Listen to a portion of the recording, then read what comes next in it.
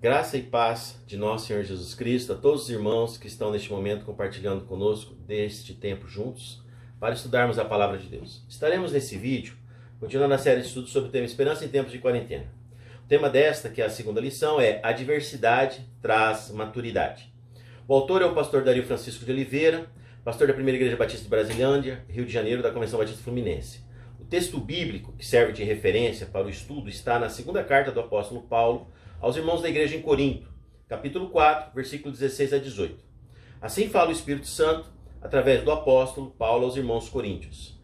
Alegrem-se por isso, se bem que agora é possível que vocês fiquem tristes por algum tempo, por causa dos muitos tipos de provações que vocês estão sofrendo. Essas provações são para mostrar que a fé que vocês têm é verdadeira. Pois até o ouro, que pode ser destruído, é provado pelo fogo. Da mesma maneira, a fé que vocês têm, que vale muito mais do que o ouro, precisa ser provada para que continue firme. E assim vocês receberão aprovação, glória e honra no dia em que Jesus Cristo for revelado. Vocês o amam, mesmo sem o terem visto, e creem nele, mesmo que não o estejam vendo agora. Assim, vocês se alegram com uma alegria tão grande e gloriosa que as palavras não podem descrever. Vocês têm essa alegria porque estão recebendo a sua salvação, que é o resultado da fé que possuem. Convido os irmãos a estarem orando comigo neste momento. Senhor nosso Deus, nosso Pai, nós te louvamos e te agradecemos por esta oportunidade que o Senhor dá à tua igreja de estar se debruçando sobre a tua palavra para aprendermos e sermos edificados nela. Por isso, Senhor Deus, esteja nos dirigindo, conduzindo este estudo e que a tua igreja, Senhor Deus, possa crescer na tua presença, possa, Senhor Deus, sair daqui, ó Pai, deste momento, ó Senhor Deus, cheia da tua palavra e com o propósito de praticá-la, de, ó Senhor Deus, obedecer a tua palavra. A começar em mim, a começar em cada um, ó Senhor, da liderança da tua igreja, ó Pai, a começar em cada um que está ouvindo também. Senhor Deus, é isso que nós pedimos neste momento, no nome santo de Jesus. Amém, Senhor. Quando o apóstolo Paulo escreve à igreja de Corinto sobre provações e sofrimentos que haveriam de passar por depositarem sua fé em Jesus Cristo, Paulo não falava do que lhe era estranho. Na mesma carta, no capítulo 11, versos 23 a 27, Paulo descreve os tipos de tribulações pelos quais passou. E no início da carta ele relata com muita emoção o quanto foi, com seus companheiros de ministério missionário, afligidos, esmagados e oprimidos. Ele usa a expressão além da nossa capacidade de suportar. E continua.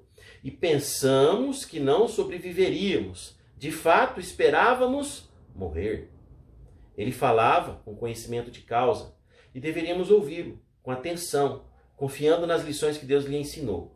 Como ouviríamos a instrução de um alpinista diante de uma escalada, ou de um bombeiro diante de um acidente. Lembro-me? Certa feita inventei de participar de uma aventura dirigida no rio Quirauana, fazer um percurso de boia cross. Um rio, para aqueles que conhecem, famoso por seus redemoinhos, buracos, afogamentos, com 4 a 5 metros de profundidade. Eu era o mais velho do grupo, com muitos jovens. No momento da instrução, observei que nem todos davam importância ao que estava sendo dito. Ouviam, mas não escutavam. Por muito medo, eu estava prestando bastante atenção, tentando mentalizar cada ação que deveria tomar durante o trajeto para não correr o risco de descer o rio na correnteza desgarrado do grupo. Durante a atividade, 2 jovens se desprenderam do grupo e não conseguiram evitar a correnteza. Por quê? Porque não obedeceram às instruções. Assim também, muitas vezes temos lido e estudado a palavra de Deus sem escutar atentamente e sem obedecer com exatidão. Escutamos o que nos é conveniente e obedecemos quando e como nós queremos. Do nosso jeito e não do jeito de Deus. Para que não sejamos assim, recomendo a todos que leiam com muita atenção os textos bíblicos que serão mencionados e se esforcem em compreender e praticar as lições que a palavra de Deus nos proporcionará. Vivemos tempo de adversidade, tempo de tribulação, provação e aflição. Essa pandemia, que persiste em continuar, tem causado inúmeras aflições. A primeira delas tem sido a morte de muitas pessoas. Entre elas, talvez um ente querido seu já tenha até falecido. Confinamento, ainda que parcial, e a obrigatória mudança dos hábitos com toque de recolher, lockdown, quarentena, exames, etc., também tem gerado angústia, medo, brigas. Se o número de acidentes de trânsito diminuiu, por outro lado, o número de acidentes domésticos tem aumentado. E também a quantidade de conflitos familiares. Outro problema grave que a pandemia causou foi a crise financeira. Muitos negócios estão fechando, pessoas estão perdendo seus empregos e os crimes tendem a crescer diante da insegurança. Finalmente, podemos acrescentar a esta lista de adversidades os efeitos da pandemia sobre a rotina das diversas igrejas. Algumas ainda fechadas, as que abriram as portas de seus templos, obrigadas a reduzir o número de participantes substancialmente. O convívio social da congregação, a comunhão em adoração e louvor nos cultos da comunidade, sobremaneira afetados. O cenário que as autoridades projetam não parece ser melhor, mas de dúvida e de temor. Fala-se em segunda onda, em novas formas da doença, em novas formas de outras doenças. E diante de todo esse quadro, alguns veem a oportunidade de tirarem vantagem. Revelam seu pior lado, um caráter oportunista. Outros se mostram generosos e solidários. Alguns obedecem às autoridades, mas outros decidem não obedecer. A respeito, o autor da lição afirma: quando agimos dentro da normalidade, mostramos que quem queremos ser. Mas quando reagimos diante das adversidades, mostramos quem somos de verdade. Nas adversidades, revelamos do que somos feitos. Nas adversidades, somos tentados a reagirmos com atitudes de sabedoria humana, confiarmos em nossos próprios pensamentos, agirmos da melhor maneira que entendemos. Alguns se apavoram, entram em verdadeiro estado de desespero. Outros não se apavoram, mas ficam apáticos. Simplesmente abandonam as ações rotineiras sem acrescentar nada de útil a ele e ao próximo em seu lugar. Nesse contexto, infelizmente, temos ouvido notícias do esfriamento espiritual de muitos. Não é à toa que o autor também destaca: a adversidade tem o poder de revelar a intensidade de nossa comunhão com Deus e o nível de nossa confiança em sua palavra. Mas nenhuma adversidade vem sobre os servos de Deus que seja insuportável, pois com a adversidade também vem o escape de Deus. Basta que confiemos e obedeçamos. Quando Paulo conta de suas tribulações que o levaram a acreditar que morreria, ele conta que Deus os livrou do perigo mortal e conclui declarando com esperança em Deus que ele, Deus, continuará nos livrando. Por isso, porque somos crentes em Jesus Cristo, precisamos ter como manual de sobrevivência em tempos de adversidade as Escrituras Sagradas. E neste propósito, devemos investigá-la diariamente, meditar em seus ensinamentos, sendo consolados e corrigidos a cada momento de nossas vidas durante as adversidades. Neste propósito, o texto sobre o qual vamos meditar traz as seguintes verdades espirituais preciosas. Primeiro, a adversidade é inevitável. A adversidade é inevitável. Nem de longe a promessa da palavra sugere que a vida cristã envolve imunidade aos problemas da vida. Pelo contrário, a Bíblia está repleta de histórias de lutas dos servos de Deus. Não são apenas os desobedientes ou os injustos, os ímpios, que estão expostos aos sofrimentos e desafios. É verdade que as 10 pragas do Egito vieram sobre os egípcios, pela dureza do coração do faraó. Mas também é verdade que o povo de Deus sofreu as consequências em quantidade maior de trabalhos forçados, em dificuldades para conseguir a palha para fazerem os tijolos. Não podemos nos esquecer que residimos numa terra devastada pelo pecado e moramos num tabernáculo que envelhece, adoece e morre. Esta é uma realidade universal. Neste sentido, crentes em Cristo ou incrédulos, estamos diante das mesmas vicissitudes da vida. Por outro lado, como crentes, padecemos as consequências de nossa escolha de servir ao Evangelho. E aprendemos com Paulo que, pois a vocês foi dado privilégio de não apenas crer em Cristo, mas também de sofrer por Ele. Filipenses 1, verso 29. Ele também diz em 2 Coríntios 4, de 8 a 11, sim, vivemos sob constante perigo de morte porque servimos a Jesus, para que a vida de Jesus se manifeste em nosso corpo mortal. Portanto, a adversidade é inevitável. Seja porque vivemos nesse mundo que jaz no maligno e em pecado fomos gerados, mas também porque estamos destinados a sofrer por amor a Jesus Cristo. Destinados a sofrer por amor a Jesus Cristo. Em segundo lugar, descobrimos na Bíblia que a adversidade tem fontes diversas.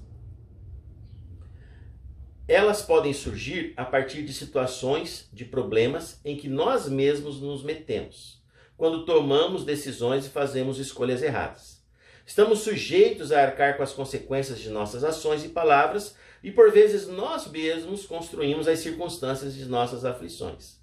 A Bíblia está repleta de histórias que nos ensinam sobre o perigo de tomarmos decisões contrárias à vontade de Deus. Adão e Eva, Abraão e Sara com Agar, o povo de Israel em Cades Barneia, Josué com a aliança com os gibeonitas, Davi e Batseba, a história do profeta Jonas, a morte do rei Josias, situações em que as escolhas erradas trouxeram muitas tribulações. Mas esta fonte não é a única. As adversidades também podem surgir a partir das pessoas que estão à nossa volta. Estamos falando da perseguição do ímpio ao crente por causa de Cristo. Paulo, por exemplo, sofre com a perseguição dos judaizantes, que por onde ele passava pregando a graça de Jesus, eles passavam depois criticando e desprezando e perseguindo seu ministério, como registrado em 2 Coríntios 11, verso 5 e 11, verso 26. Mas também estamos dizendo daquela diversidade que surge dentro das nossas famílias, incluindo o pecado do meu próximo, meu esposo, minha esposa, meu filho, minha filha, irmão, parente. Pecado ou problema que me aflige, que de alguma maneira me prejudica. Por quê? Porque eu amo, eu quero o seu bem. E os seus atos refletem na minha vida. Mas ainda há uma terceira fonte. Segundo o autor, as adversidades podem surgir ainda por uma ação direta de Satanás, o inimigo de nossas almas. Aqui é importante ressaltar: existem dois extremos a serem evitados. Alguns subestimam as ações do inimigo. Não entendemos que existe sim uma batalha invisível contra as hostes e potestades, as potestades espirituais nos céus. Mas outros superestimam as artimanhas do inimigo, pondo a culpa de seus pecados e seus erros no diabo. E não devemos fazer nenhum nem outra coisa. Outro aspecto importante é que Satanás não tem poder de atingir a vida do crente sem permissão, sem autorização de Deus.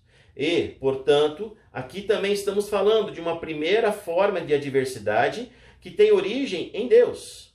O mais clássico exemplo bíblico desse tipo de adversidade vemos na vida atribulada de Jó, a qual Deus permitiu que Satanás provasse para que a fidelidade de seu servo testificasse da glória de Deus. Mas também temos a luta de Paulo em 2 Coríntios 12, 7, com o espinho na carne. Temos ainda as tribulações de José enquanto escravo no Egito. É a primeira forma que Deus permite a provação acontecer. Mas existe uma segunda forma. Além disso, os propósitos de Deus podem ser cumpridos em determinadas situações onde Deus intervém na história, criando circunstâncias específicas para a realização de seus planos. Assim, Deus age através da adversidade. Esta é a segunda maneira. Cataclismas naturais, terremotos, maremotos, ciclones, pragas, epidemias são compreendidas pelos filhos de Deus, pelo povo de Deus, à luz da palavra de Deus, como intervenção divina na história. A colonização da Judéia pelo Império Grego e depois pelo Império Romano, séculos antes do nascimento de Jesus Cristo, preparou o mundo para a vinda do Filho de Deus em missão de salvação. Aquilo que para o povo judeu era uma grande adversidade, nos planos de Deus tinha um propósito maior. Assim, podemos afirmar, segundo a Bíblia, que as adversidades podem ter 4 causas. 2 relacionadas à ação direta e indireta de Deus. 2 relacionadas à ação direta e indireta de Deus. E 2 relacionadas ao nosso pecado, o erro, e ao do nosso próximo. Conhecer as possíveis fontes da diversidade, porém, tem um propósito que não é só o conhecimento, mas o de discernimento. A Bíblia ensina que o cristão precisa viver com discernimento espiritual. Discernir é saber interpretar o que está acontecendo com você e ao seu redor. O discernimento espiritual que provém de Deus, o qual também podemos chamar de sabedoria, nos dará a compreensão das circunstâncias desta vida a partir do ponto de vista de Deus. Um exemplo bíblico maravilhoso a respeito está no próprio ministério de Jesus. Enquanto os seus discípulos olhavam para sua morte como tragédia fatal a ser evitada, Jesus Cristo, por discernir a vontade do Pai, a enxergava como uma adversidade passageira a ser enfrentada e superada. É, portanto, porque podemos saber na palavra de Deus como discernir espiritualmente a causa das nossas adversidades, que poderemos descobrir a causa, entendermos como deveremos reagir, como deveremos nos comportar, o que precisaremos fazer ou deixar de fazer para vencermos aquela adversidade. E aqui então chegamos na próxima lição sobre a diversidade. A diversidade é pedagógica. Tão importante quanto aprender como enfrentar a diversidade é também descobrir as verdades espirituais que a diversidade revela. Primeira delas, na diversidade aprendemos que somos pó. Embora vivamos a era mais tecnológica e mais avançada que o mundo já pôde testemunhar, embora a ciência nos levou além dos confins do sistema solar, embora consigamos dividir o átomo, supostamente indivisível, até o limite do invisível, embora sejamos quase 8 bilhões de pessoas no mundo, consideremos-nos donos do nosso próprio destino, embora dominemos o céu, a terra, o mar, embora num clique consigamos conversar com qualquer pessoa em qualquer lugar do mundo, como aqui mesmo estamos, mesmo assim, um vírus microscópico colocou a humanidade, os governantes e a ciência humana de joelhos. Tudo que o ser humano conhece, construiu e acumulou, de nada adiantou. O mundo se percebeu impotente diante do coronavírus. E a soberba humana escorrega entre as mãos. O profeta Jeremias, no capítulo 17, a respeito, adverte: assim diz o Senhor, maldito o homem que confia no homem, e faz da carne o seu braço e aparta o seu coração do Senhor. Bendito o homem que confia no Senhor e cuja confiança é o Senhor.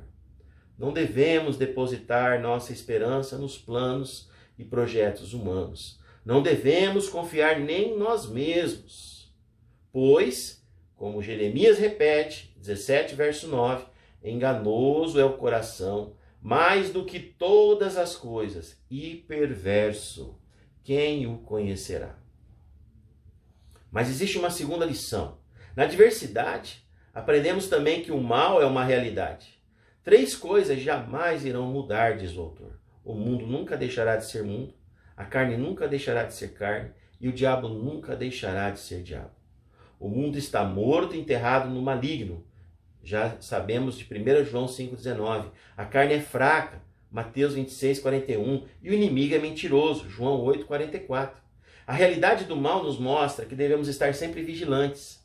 Aquele que está em pé, cuidado para que não caia. A exemplo de José no Egito e da formiga no famoso conto infantil, devemos encher os nossos celeiros espirituais no tempo da bonança. Pois dias de mais tribulação e mais perseguição sobre a igreja certamente virão. Não sabemos quando, pois não nos foi dada a conhecer, mas que eles virão. Terceira lição.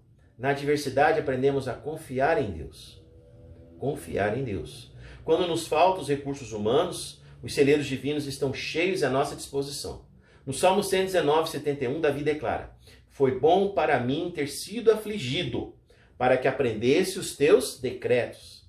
Na palavra de Deus, encontramos toda a provisão que precisamos para atravessar os dias da adversidade.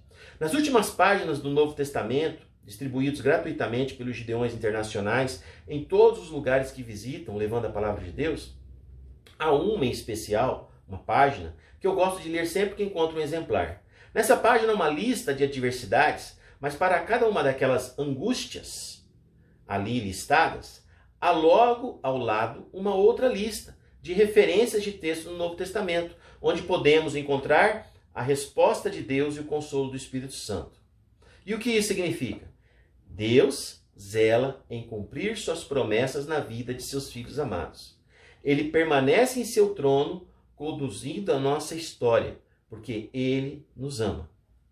Portanto, a adversidade nos ensina 3 lições importantes: a humildade diante de Deus, o discernimento vindo de Deus e a confiança colocada em Deus. Finalmente, a adversidade nos faz crescer. Um dos grandes perigos deste tempo é nossa atenção exagerada no aqui e agora. Olhando para a vida de Paulo, percebemos claramente que essa não era a sua preocupação. Ele olhava, pensava e sonhava com as coisas celestiais. Podemos ver isso em Romanos 8,18, em Filipenses 1,21, em Gálatas 2,20. Por causa dos ensinos da adversidade, ou seja, por causa da humildade, do discernimento e da confiança em Deus, Paulo não olha para as adversidades como um fim em si mesmas, mas como instrumentos que Deus usa para o nosso crescimento, para o nosso amadurecimento espiritual.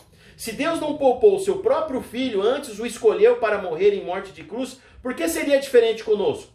Pelo contrário, ele nos destinou o mesmo caminho da cruz, para que cheguemos à unidade da fé, ao conhecimento do Filho de Deus, a homem perfeito, à medida da estatura completa de Cristo. Mesmo assim, por mais intenso que seja o sofrimento dessa vida, Paulo o qualifica como leve e momentâneo. 2 Coríntios 4,17. Não se pode negar o valor do presente, irmãos. Afinal, como afirma um provérbio popular, o passado é irremediável, o futuro é mistério. O que temos é somente o hoje, dádiva de Deus, que por isso chamamos de presente. Todavia, não devemos supervalorizá-lo, deixando de viver o presente com responsabilidade pelos seus efeitos e resultados do futuro. E essa sabedoria de vivermos o presente em equilíbrio só virá se não perdermos de vista a perspectiva da eternidade de Deus, do alfa e do ômega, do princípio e do fim. Paulo declara que essas tribulações que sofremos irá nos trazer uma glória enorme e eterna, muito maior do que o sofrimento, 2 Coríntios 4,17. E que o segredo é enxergarmos com olhos espirituais, ou seja, não prestarmos atenção nas coisas que se veem, mas nas que não se veem, pois o que pode ser visto dura apenas um pouco, mas o que não pode ser visto dura para sempre. Concluindo, na história da igreja sempre houve adversidades. Desde o livro de Atos até a história recente, a Igreja de Cristo esteve sempre envolvida por muitos desafios. E assim será até a volta de Cristo. O livro de Apocalipse retrata tempos de muitas tribulações e aflições. Tempo de juízo sobre a terra e a humanidade. Tempos também de muito sofrimento e perseguição para o povo de Deus. Mas no seu capítulo 19, irmãos, os céus revelam o propósito de todas as adversidades sobre os santos. Somos a noiva do Cordeiro. O tempo, irmãos, é de noivado, de preparação para o casamento. Estamos sendo preparados para a vinda do noivo. A igreja, nós estamos sendo preparados. Nós estamos sendo vestidos em vestes brancas, purificadas no sangue de Jesus Cristo, no sangue do Cordeiro, confirmando o seu amor, nosso amor ao noivo, o amor da igreja ao noivo, a nossa esperança, a nossa confiança na promessa do noivo. Por isso, somente a noiva que está preparada pode dizer: venha, Senhor Jesus. Venha, Senhor Jesus. Se nós não nos percebemos neste processo de amadurecimento, em meio às adversidades, se nós não conseguimos enxergar nas nossas tribulações o propósito maior de Deus, se não temos humildade sequer para reconhecer que por amor e fidelidade precisamos sofrer, precisamos passar por adversidades para aprendermos a viver na dependência de Deus e não na dependência da nossa própria sabedoria e riquezas, se não conseguirmos discernir o que está acontecendo à luz da palavra de Deus, se as provações não me fazem orar, não me fazem ajoelhar, nem chorar na presença de Deus, se não me fazem lutar com Deus no meu val de Jaboque, se as adversidades não me fazem voltar-me dos meus maus caminhos, me arrepender dos meus pecados, precisamos admitir que algo muito errado está acontecendo conosco. Precisamos então clamar pela misericórdia de Deus, suplicar que Ele quebre nossos corações petrificados, nos devolva a alegria do Espírito Santo, para recuperarmos o tempo perdido, longe da presença do Senhor, e virmos a encontrar salvação, ainda que por meio do fogo. Mas, se nós temos vivido na presença do Senhor, mesmo em meio a tribulações e perseguições, se nosso caminho não tem se desviado nem para a direita nem para a esquerda, apesar de todas as circunstâncias de medo, dúvida e tristeza, então precisamos permanecer firmes e constantes no Senhor. Alegres porque Deus nos escolhe para provar a nossa fé. Para que o mundo, para que Satanás, para que os próprios anjos nos céus vejam que a fé que nós temos é verdadeira. Porque quanto mais sofrermos provações por amor a Jesus Cristo, mais encorajamento nos será dado da parte do Espírito Santo de Deus, que habita em nós. Encorajamento do qual poderemos testificar para a salvação e encorajamento de muitos outros e para nosso próprio crescimento e aperfeiçoamento em Jesus Cristo. Terminamos aqui com a declaração de confiança do apóstolo Paulo na sua primeira carta aos Coríntios, capítulo 14, verso 8. Abre aspas. De todos os lados somos pressionados por aflições, mas não esmagados. Ficamos perplexos, mas não desesperados. Somos perseguidos, mas não abandonados. Somos derrubados, mas não destruídos. Pelo sofrimento, nosso corpo continua a participar da morte de Jesus, para que a vida de Jesus também se manifeste em nosso corpo. Que Deus abençoe a todos os irmãos, completando e fazendo frutificar a sua palavra em nossos corações. Amém.